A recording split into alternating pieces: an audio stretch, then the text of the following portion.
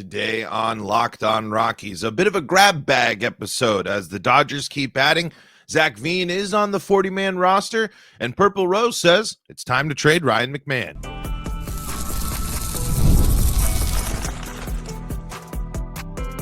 You are Locked On Rockies, your daily Colorado Rockies podcast. Part of the Locked On Podcast Network, your team every day. Rock on Rockies fans, welcome into the Locked On Rockies podcast for today, the 27th day of November in the year 2024. I'm your host of the Locked On Rockies podcast, Paul Holden, bringing you your daily Colorado Rockies talk right here on the Locked On Podcast Network, where you can find your team every day. And if your team is the Colorado Rockies, guess what? You're in the right spot, because that's what we do around here each and every day. Free and streaming on your favorite streaming services, bringing you that daily Colorado Rockies talk. Also on the Locked On Rockies YouTube channel. So join us and hang out with us there on the Locked On YouTube Locked On Rockies YouTube channel. Great spot. Great fun. Don't miss out on that. All right. We got all sorts of stuff to chat about today. Wanted to give a preview real quick of the episode coming up on Friday. Patrick Lyons joins us. Patrick Lyons gives us some good insight and takes us a little bit deeper into our conversation about the state of the Rockies and the moves that they've made. And a good little, not obviously, we don't have official numbers, official one-for-one numbers, but we do have a really great conversation about the financial situation that the Rockies find themselves in, and the situations and how that's impacting them. So that's coming up on Friday. No episode on the holiday tomorrow, just letting you know ahead of time. We will be taking the holiday off, back on Friday with Patrick Lyons there. So wanted to just preview that. And before we dive into everything today, I just wanted to let you know that today's episode is brought to you by FanDuel. You can start the season with a big return on FanDuel. New customers can place a $5 bet, and you'll get started with $150 in bonus bets if you win that first $5 bet. Visit FanDuel.com to get started. So, Zac Veen has made the 40-man roster. That means that he's in a position to make his major league debut this year. And I really do think that the best thing that we'll be able to see is a strong spring, because part of what we talk about too with Patrick Lyons, and I want to go is just kind of the timelines and something like that. But there is a sign that this is going to be his spot, his opportunity. Now it's going to be it's still going to be some time, because there's still some time needed to recover there for, I think, just and get fully back into where he needs to go. He was dealing with some injury issues, and of course, you hate to see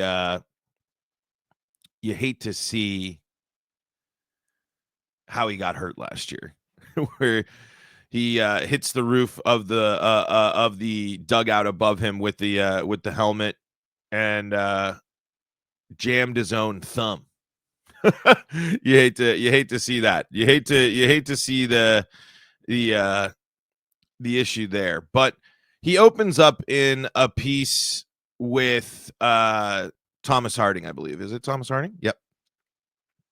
And it's a long feature piece where it goes and it's talking about how different quotes that he said throughout the year, different times where he was talking about it, just about how long it takes. I think when I read stuff like this, one of the things that I enjoy getting the perception of, and if you listen to the show, this isn't too big of a surprise for you.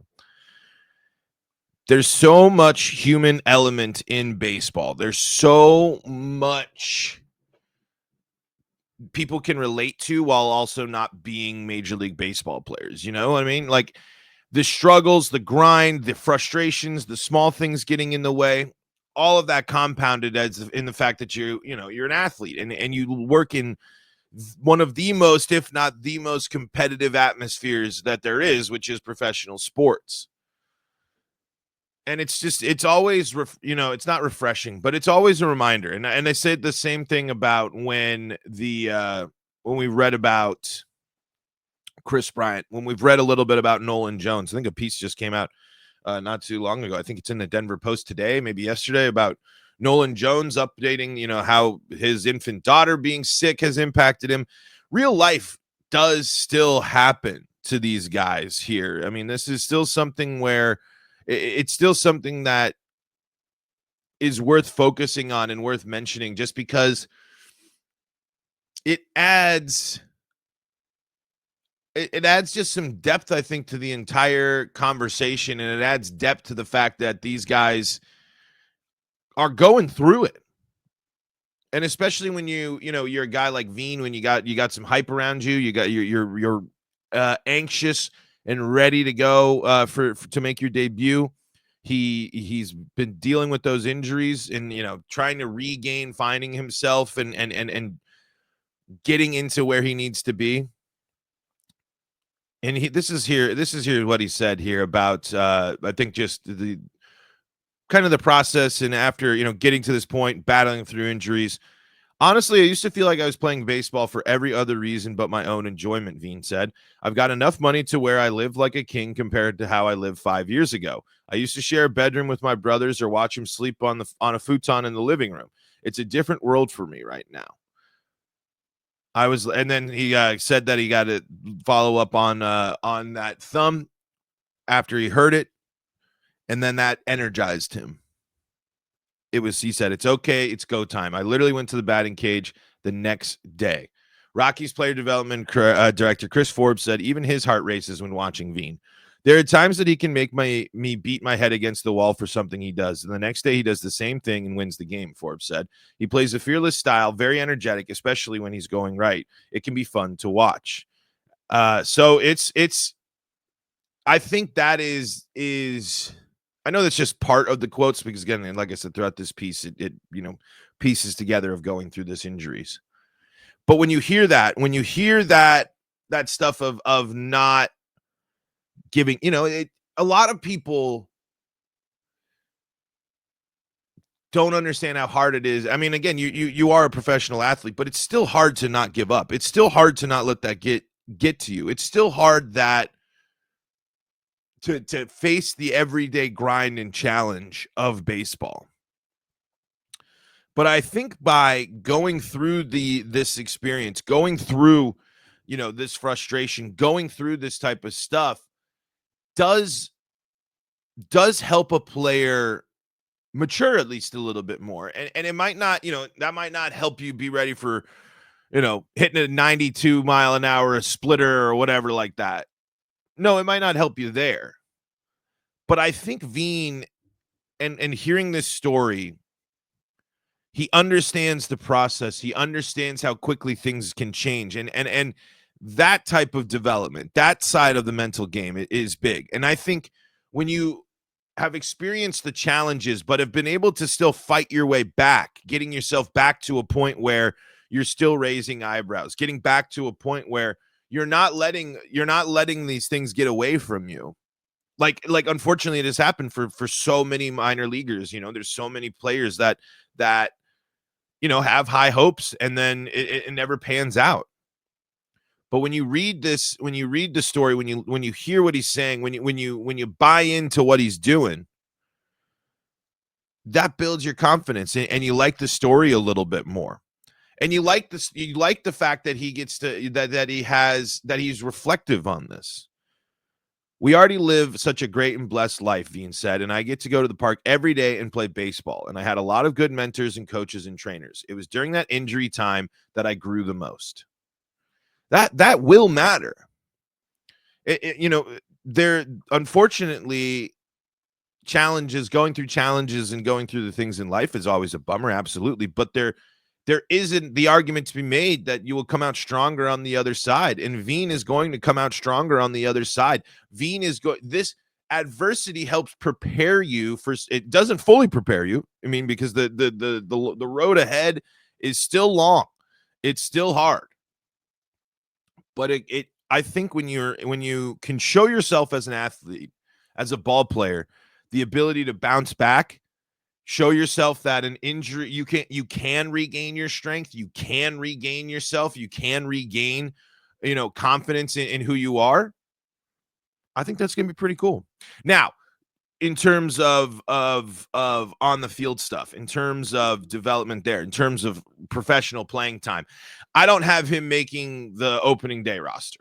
I have Veen being a third,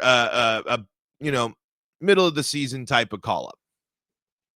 Totally depends, because just like with just like with multiple other players that you could factor into the right field spot, the consistent playing time is going to be something that's going to be massive. And the Rockies are going to have people that start the year in AAA so they can make sure that they're getting that consistent playing time and seeing how things shake out. But on the flip side of that is I do think this will go back to leaning into spring training. That it will be really interesting. And it will be interesting to see if spring training is something enough that can change the minds of the Rockies, change the minds of the players, and get them on the roster. I still think it's more likely the Rockies go with some of the more established stuff in right field. Bouchard, you obviously have Hilliard. Is Hunter Goodman going to play some right field out there as well? Are we going to see that? Are we going to, where will we see him? And of course, you got Beck and all sorts, and Fernandez as well. So the log jam is there, but they're not all going to be up there at the same time, and they're not all going to be up there. I shouldn't say they're not all going to be up there at the same time. I don't necessarily know if that's going to be the case, but Veen being added to the 40-man roster means the progress is continuing to be made. Veen eyeing that debut this year, eyeing that health, being ready, maturing. It is lining up for a mid-season call-up, I think. But I think again, one of the things to watch this year is going to be that right field competition. So I know that segment a little more philosophical, and the stuff is still so far up in the air. Again, with how many outfielders and things like that the Rockies have to deal with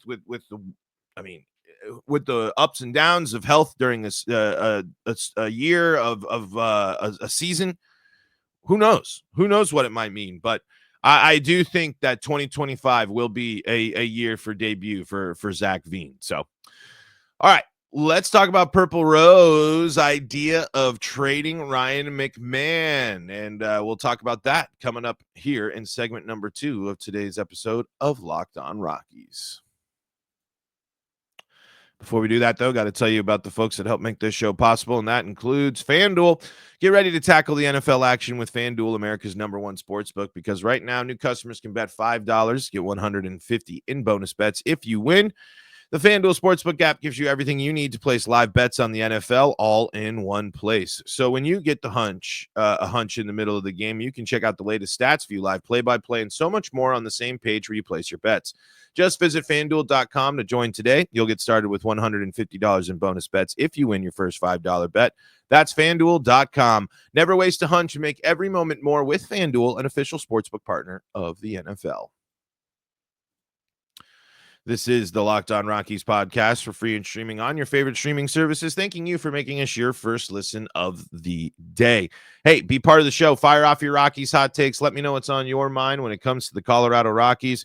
Just like RMK. I can't remember. They change this all the time on Google. But anyway, RMK says, my one positive for adding Kyle Farmer is that he was above average at not striking out in 2024. I don't want him to play over Amador, but maybe he'll put the ball in play like we desperately need after Charlie Blackmon retired. Hey, that is a good point. Remember, if you don't strike out, you will be a benefit to this Colorado Rockies team. If you can help this team strike out less, you will be in a good spot there. Hey, before we move on, reminder, your second listen of the day, go check out Locked On MLB. Our guy Sully's got you covered there.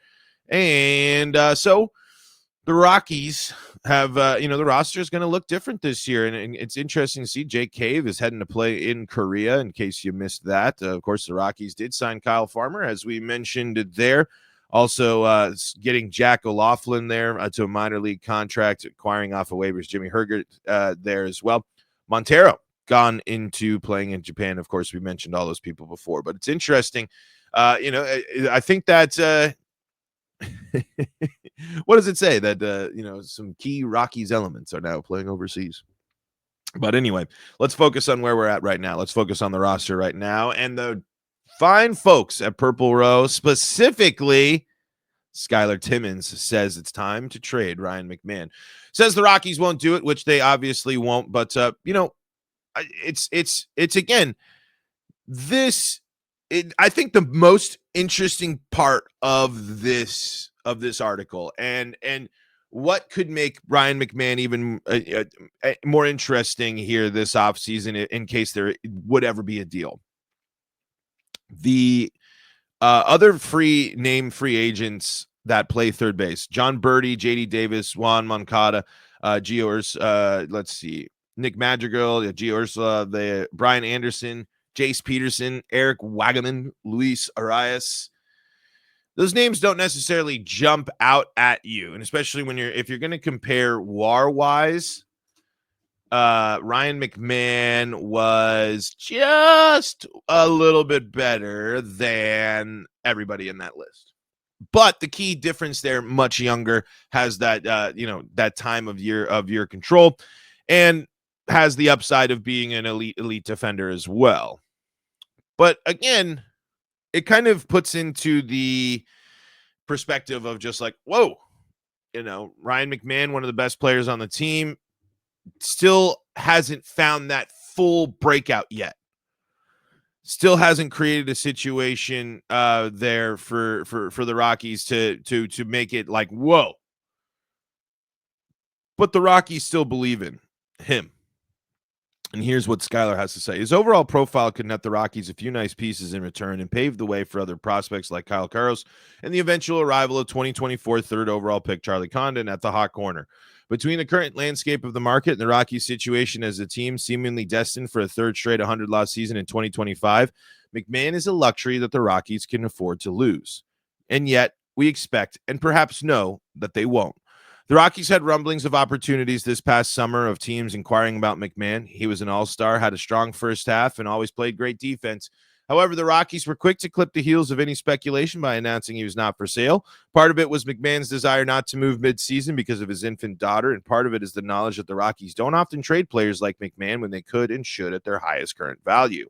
Loyalty has always overruled logic in most situations for the Rockies over the last several seasons. It's a combination of fear that a player will find greater success elsewhere, as well as the fact that the Rockies tend to overvalue their own players. The Rockies had ample opportunities to move Rodgers over the year, but held so tightly to him until his value diminished, and they unceremoniously cut him from the team. And I fear that McMahon's Rockies career is going to end the same way at some point. It's not a crazy thought about Ryan McMahon to say that. I think you can. I think the warning sign might have been for Brendan Rodgers. It might have been Ryan McMahon. Ryan McMahon is a good baseball player with elements that make him great at times, but the inconsistencies, the strikeout problems, the other issues make it so that you can't fully buy into what he's done and what the future will look like with Ryan McMahon. There is a total possibility that things just kind of peter out at the end. They fizzle out, and that's how Ryan McMahon's story with the Colorado Rockies ends. And as much as I don't want that to happen, as much as I hope that doesn't happen, that just seems like it's going to be the best or the most likely case. Even though I do still believe that Ryan McMahon has the potential to, be a game changer. Still in the athletic prime of his life, was an all-star this year. But if we are talking production-wise, and if we are looking at trends and we are looking at things, Ryan McMahon in 2021, 3.9 WAR. Ryan McMahon in 2022, 3.1.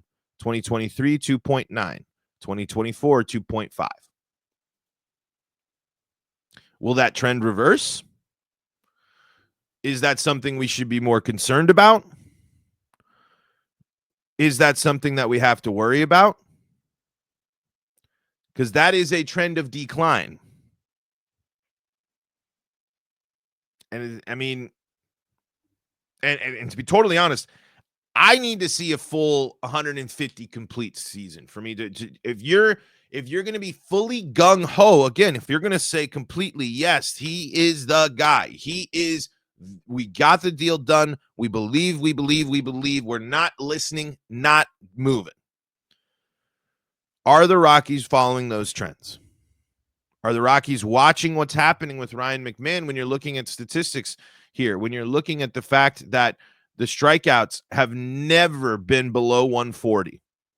And when you're looking at that, Ryan McMahon striking out is now up, depending on which year.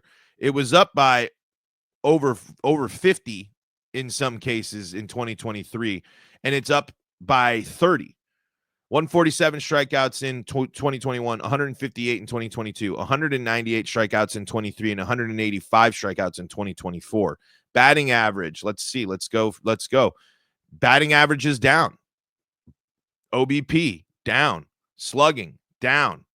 OPS, down. Little fluctuation there with 2023, but the numbers are not trending in the right direction for Ryan McMahon.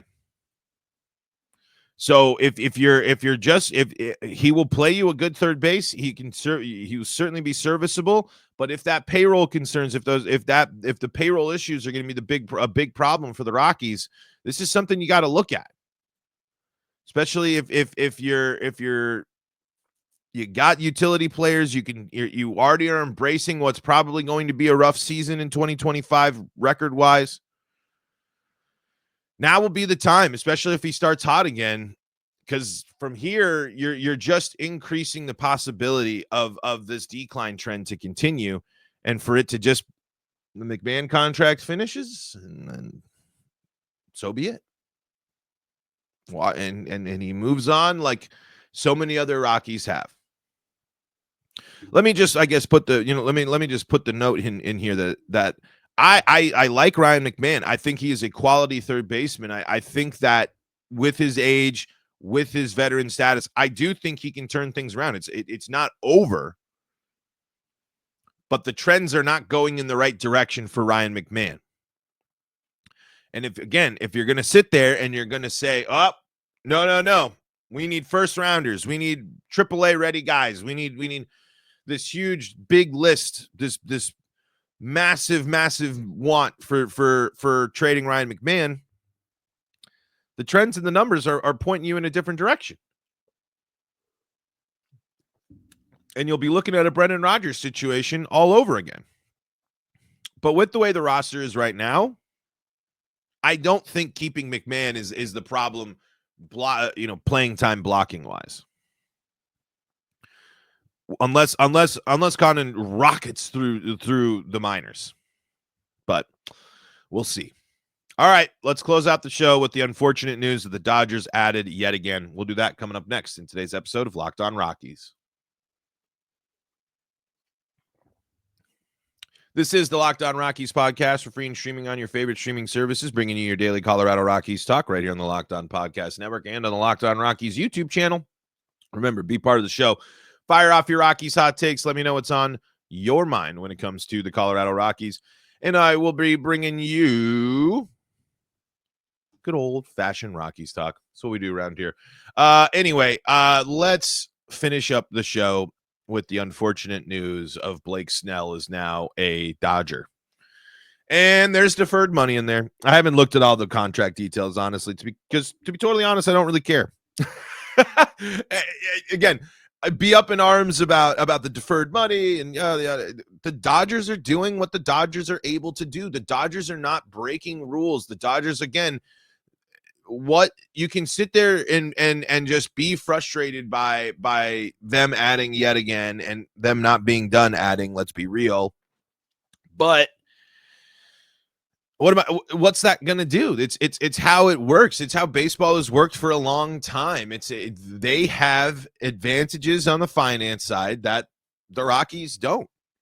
They have people interested in watching the Dodgers play baseball. They pay money and they have deals done. The interest in the viewing product and the streaming deals and the local TV deals, all that stuff means a ton. And I don't want to spoil it because I talked to Patrick about just how big of an impact the streaming service switch is, and it's crazy, guys. It's the amount of money that the Rockies have lost because of the TV deals falling through. It's pretty insane, and especially when you put it in the terms of contracts. We'll talk about that with Patrick on Friday. I don't want to spoil it too much, but I think you'll be surprised to hear. So, yeah, I'm bummed. Of course, it's frustrating. The Dodgers got better again. It's, again, another situation in which not the spotlight, because it's certainly not shining on them, but I turned my attention to the front office and the organization of the Colorado Rockies, and I say, how do you respond? What will you do to respond? And again, I understand what they're setting up for 2024. I understand, or I'm sorry, 2025. I understand what the expectation should be for 2025 when it comes to wins and losses. But it's a team that hasn't done a very good job of planning and prepping for the future and down the line a lot of the times. And you're going to have to keep up with these teams. The thing you have to remind yourself with as a Rockies fan, when the Dodgers keep signing these players to these big contracts, is at least every season that goes by, it's another season those players get older. It's another season, closer to that deal being done. But you as the Rockies are going to eventually need to be able to keep up with the fact that every single offseason, the Dodgers are going to be in on the biggest and best free agents. It does not matter the situation. It does not matter that they have Ohtani. It does not matter that they have, all these other guys. They will continue to add and continue to be aggressive at adding. So you must be able to respond. You must get creative and able to respond. You must figure out a way to work or to win that works for you. Not the ways that you've convinced yourself have already been working and that that your plan for success is panning out. When I see the Dodgers continuing to add, my reaction is, when will the Rockies start figuring out creative ways to combat this? When will the Rockies start finding ways to win deeper in the margins and better develop the players that they have in the system to be able to compete with that team? Because division realignment ain't coming anytime soon. Maybe when they expand or whatever, if they do end up expanding for baseball, but it ain't coming anytime soon. And it ain't just the Dodgers that are going to add. It just goes back to the other things. The opposition will add more. How do you as the Rockies respond? And it's not just for 2025. It's all the time. It's what happens if your young core takes steps forward and it is clear that going into 26, you need to add. You need to bring people on. And not just anybody, not just Kyle Farmers, not just Jake Caves, not just, those type of names. Real deal, get in there, bring a solid free agent to come in here and contribute to the Rockies right away. The Rockies have to set the stage for that and get to that point. And one, it's a matter of getting to that point. And then two, it is a matter of getting to that point and making those moves, committing and going in, making a big splash. And I'm not necessarily holding my breath thinking the Rockies are going to do that. So those are my quick thoughts. Kind of a grab bag weird episode. Sorry, folks. I know about if you were looking for more super diehard Lightning coverage. Well, not Lightning coverage, just the Locked On Rockies podcast. There is the Locked On Lightning podcast, though, if you're interested in that. Just kind of where my brain's at. But I really just want to emphasize my conversation coming up with Patrick on Friday, I think is going to help bring some really good insight for folks looking for some answers after the Rogers move there. But that's going to do it for us today on Locked On Rockies. Thank you so much for making us your first listen of the day. For your second listen of the day, go check out Locked On MLB and our guy Sully. And if you need more Colorado sports coverage, Locked On Broncos, Locked On Avalanche, Locked On Nuggets, and Locked On Buffs, free and streaming on your favorite streaming services. Until next time, I'm Paul Holden saying so long from the Locked On Rockies podcast.